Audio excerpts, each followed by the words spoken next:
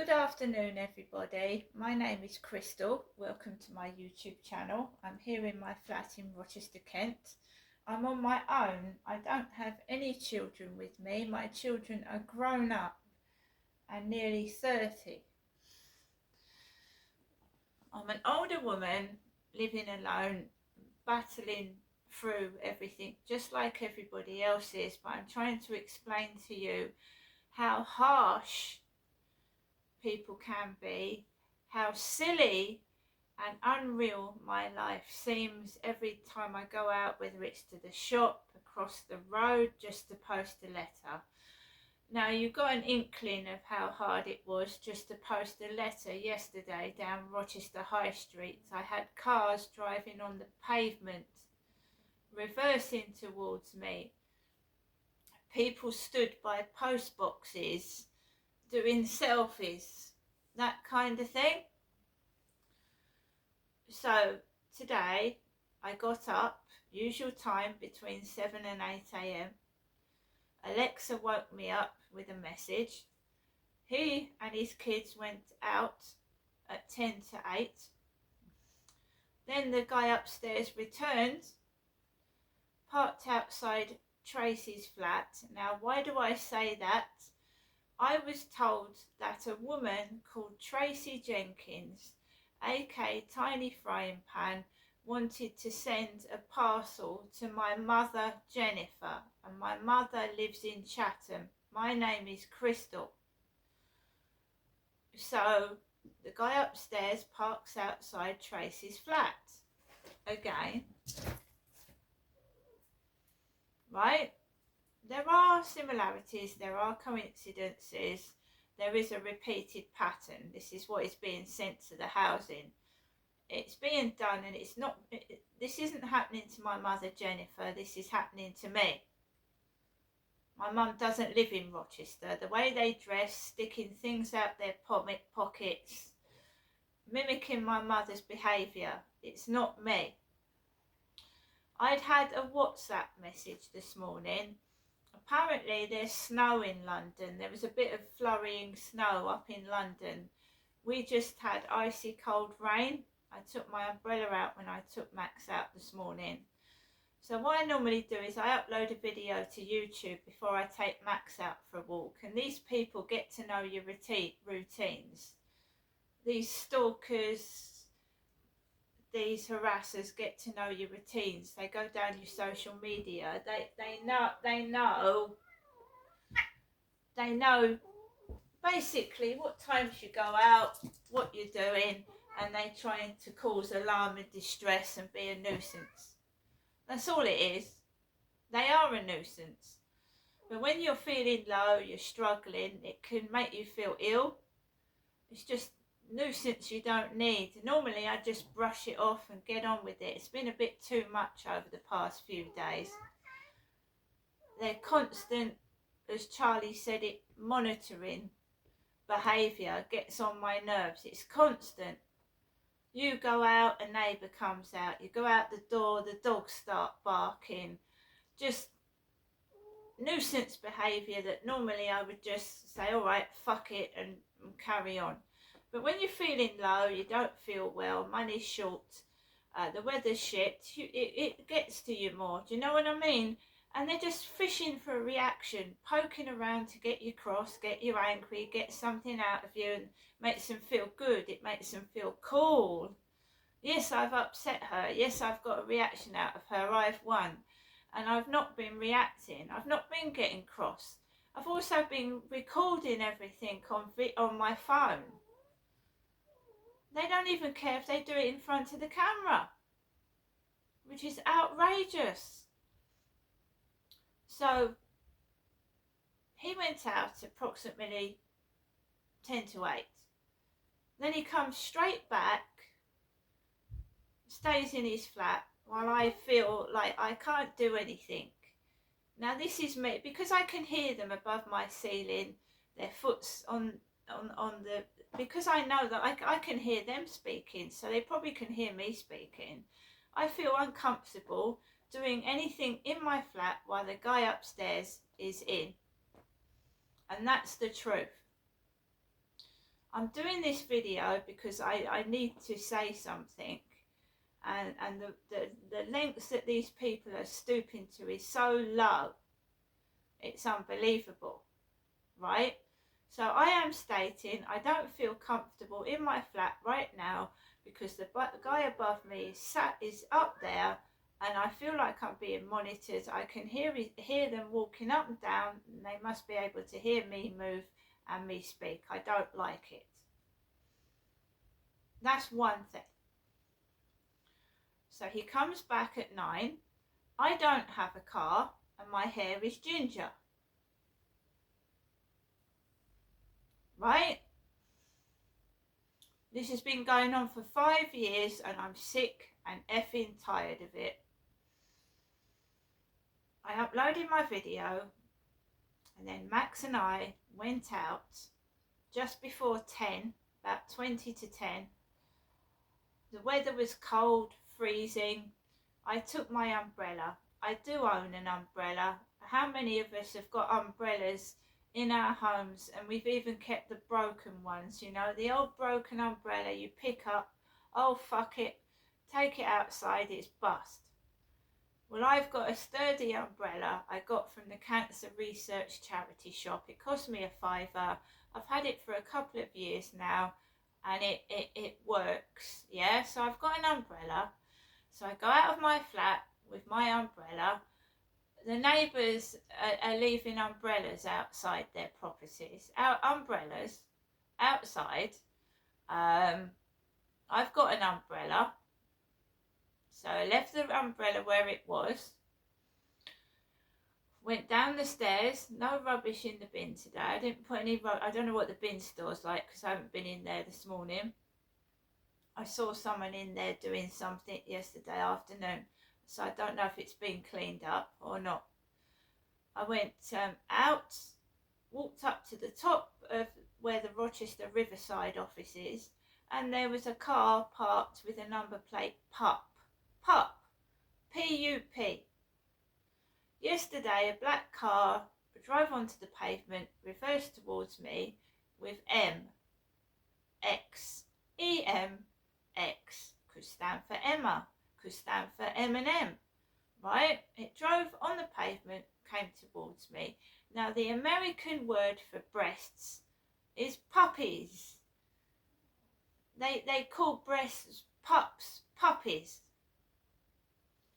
So outside the Rochester Riverside was a car with the number plate P-U-P, pup. One breast, if you like. Because I know the person that's doing this to me is a nutter, a sex freak, and will do nothing to stop getting photographs of me, and they're not having any. So I walked up the path, litter on the floor, rubbish. The cleaners aren't doing a good job like they used to do. There's litter all over the place. There's still stains of dog excrement on the carpet downstairs, shit stains on the carpet. They're not cleaning properly. I went around just like the block. There was a jogger, bald head, shorts, running around in the freezing cold weather, dripping wet. I just kept myself to myself. Money was tight, and I just carried on home. I had had a cup of tea and I'd eaten some breakfast, but I knew I wasn't going to be able to get very much today. So I walked around the block, got back home.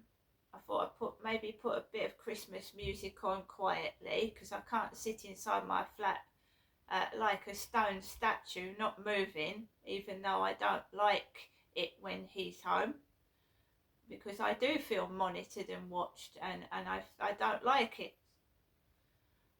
So I put a little bit of music on, not loud. I'm only saying how it feels. I'm not saying that it's 100% what anybody else would feel like. This is me. This is what I feel like. I feel uncomfortable and unable to move and do anything in my flat because I feel I'm being monitored, watched, and it's a horrible feeling. Got into my flat block in the front, parcels on the floor for a flat 5, and it wasn't for me. My name is not Bogdan, Bogdan, Bogdan. So Amazon delivery drivers are delivering important parcels for people to the wrong block of flats. Some of these parcels have been on the floor for a week. It's not anybody's responsibility to take parcels to other flats. You don't know who anybody is. People shouldn't be having to do that. You shouldn't have to take parcels to strange people's flats that you don't know. So not only is it a privacy breach, it's a hazard, because some people might kindly go and take a parcel back and you don't know who these people are. It's also a fire hazard, and somebody is being openly left there and someone could thieve it. Somebody possibly has taken one of my letters. So this is ridiculous. So I walked past a load of parcels, 2 big parcels for a Tracy. And remember that I was told Tracy Jenkins wanted to send a food parcel to my mother Jennifer on TikTok, which I reported to the police. They've got a record of it. This incessant harassment and bullying.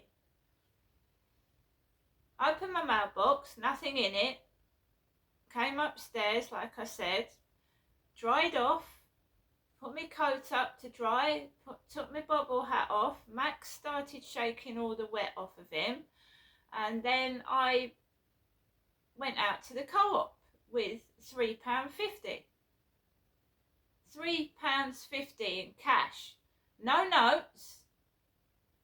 And I didn't have any notes. I didn't have a purse on me, so I knew I didn't have any £10 notes, £20 notes on me. It was all change was in my pocket, right? No cash. So I just picked things up because I didn't need a basket. There's no newspaper, because a newspaper is not food, is it? So I picked up some baked potatoes, 4 pints of semi-skimmed milk, 4 jam donuts and a bottle of mineral water. It came to £4 something. £4 something. I haven't got a receipt. No receipt. I wasn't offered one. So I had to use £1 on the card. I had about £1.50 in my bank account, so I used £1 to pay with my card with my name on it. Yeah? As I'm approaching the counter, 2 elderly women, late middle-aged women, turned round to me and said, honey, you dropped this. 2 £10 notes. Now, the only person that I'd seen really was an old man before me, a lot older than me, grey hair, and I've got video footage. I've got video footage of who was in that co-op when these 2 women came up to me and said, look, there's £20, you've dropped it. And I knew that I didn't have any pound notes or anything, paper cash in my pocket, right? And there's cameras in that co-op, there's CCTV. So I turned round to the woman and I went, no, that's not mine. And it wasn't mine. The one started, I went, I'm being honest. I said, that's not mine. The woman turned round to me and said, oh, well, I was honest because I picked it. I didn't take it. I picked it up and I just walked. I paid for my shopping and I walked out the shop. I didn't engage myself. See, you're forced into conversations you don't want to have. into situations you don't want to be in. Also, when I first walked into the shop, there was a man, short, about 5'5" or 6", at the checkout in green trousers, and he bent down and I saw his bum crack. I saw his bum crack. Short little man, black hair in a bun, bent down and showed his ass crack. Might have been an accident. His trousers might have been too short, too big for his bottom. I got a nice view of a bottom with the crack.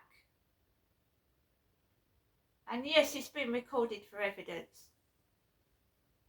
All of this. I told you I go outside with my camera and my phone for safety reasons, because every time I go out there's an incident. And the police put it down to, oh, it's just people, oh, this and this and this and that. So I'm just keeping a record for myself. The police told me I wasn't in danger. Cars are driving on the pavement, so you can't trust what the police say. They do lie as well. They do tell lies. And then every time something's changed, oh, stalking's got to be this, this and this. And then when you report something else, oh no, it's this, oh, it's changed now. They keep changing the rules. Every time I say something, they pull up an excuse for somebody. I'm tired of it now. I'm getting too old for this bullshit. Just record it, just note it down. They try and make you angry. That short little bloke, look, showing his bottom. It's disgusting. In a shop that's possibly got kids in it. Revealing themselves.